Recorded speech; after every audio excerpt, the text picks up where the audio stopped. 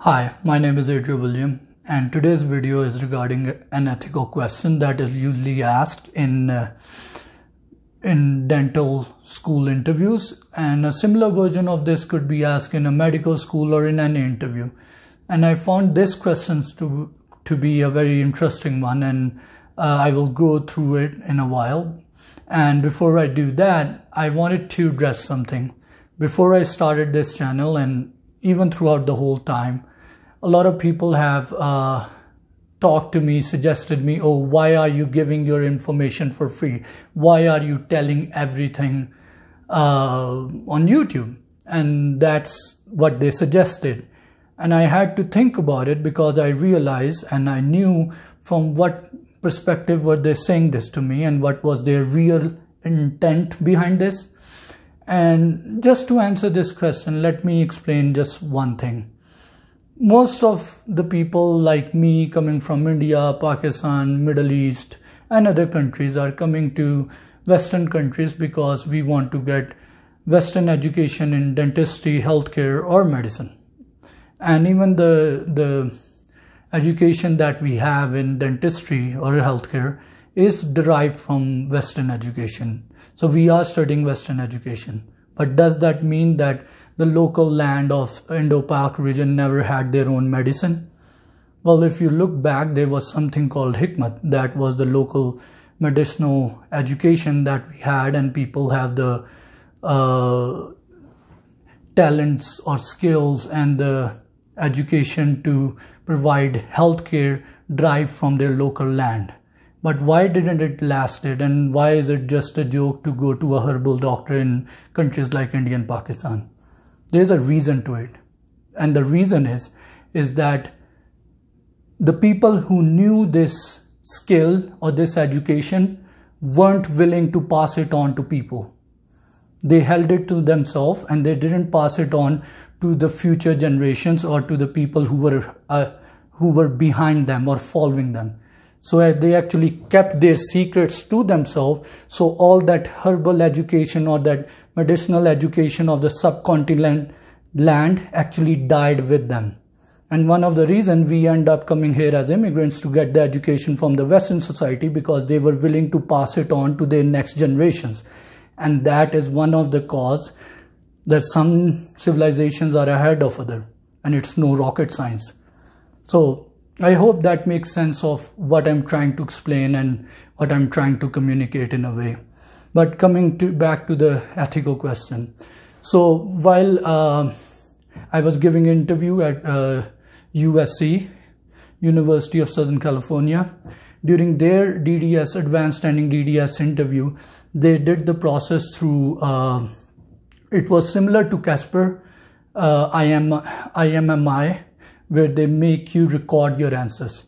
So on the screen, they will write a question. They wrote a question and I had to answer it within a time period of 5 minutes. And the ethical question, which I found to be really interesting, was that if you were working in the dentist school in after-hour labs, so in evening labs, you went to your dentist school and in your lab, you see one of your colleagues coming in his pajamas and working in the lab in his pajamas. How will you react or respond to this situation? And they gave me 3 minutes to think about it and then record in front of the camera. And if you're watching this video, I would suggest that kindly think about it. You could stop the video, think about an answer.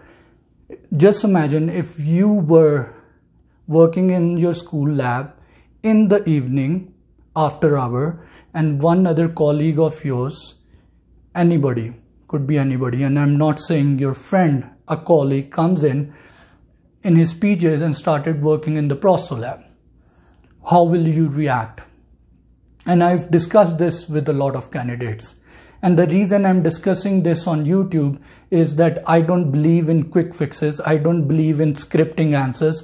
What I'm trying to do is actually I'm going to try to share my critical analysis on this. Like, how should you be approaching towards any complicated issue, regardless it's during interview or even beyond that.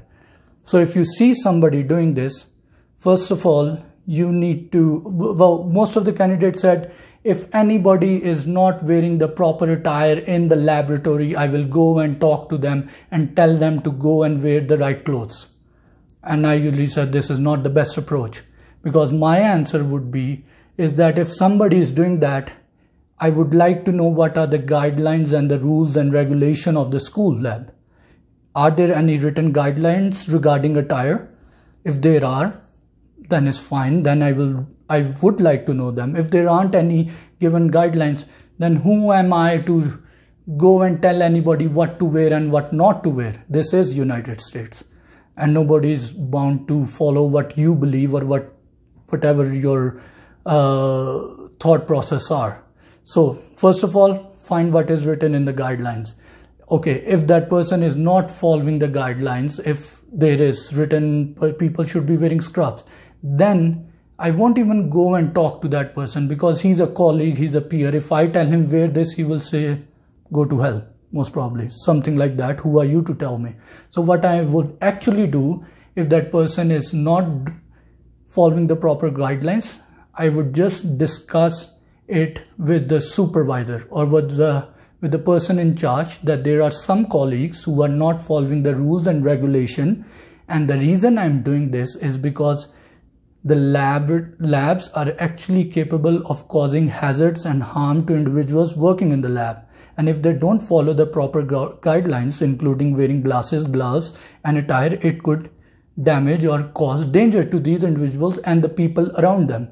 So I'm not just implementing the law or the regulation because I want to act like a dictator.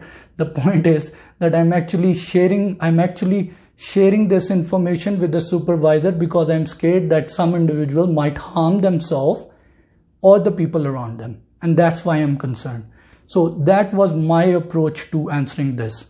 And along with that, I also suggested that I believe if you don't treat your profession rightly, if you are not dressed up well according to your profession, well, then you don't respect your profession in some form.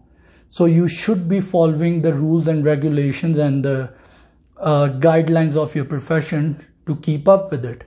And this was the answer I actually gave during my exam. And here's the reason why I'm sharing this, regardless of what the ethical question could be. And I was fortunate enough, because during my master's in health administration, we had to go through bioethics, where we dealt with case studies on abortion, mercy killing, and these kind of issues, which are very complicated and gray areas.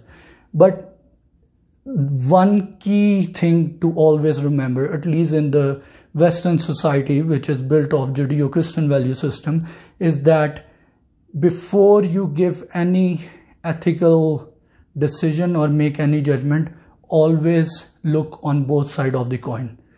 If you're going to say he's wrong, but I want to know how is he wrong, or what made him or what led him to do this, and I would like to know it before giving any decisions. And if you keep this mentality, or if you keep that kind of mindset in your answers during Casper, during your IMMI, during your interviews or any ethical questions, you can do far better in your approach. And most probably people will like you when you have this kind of approach up here. So I hope this video is helpful, and hopefully I will see you in a more meaningful video. Do share, like, and subscribe to my channel, and I will see you soon. Thank you.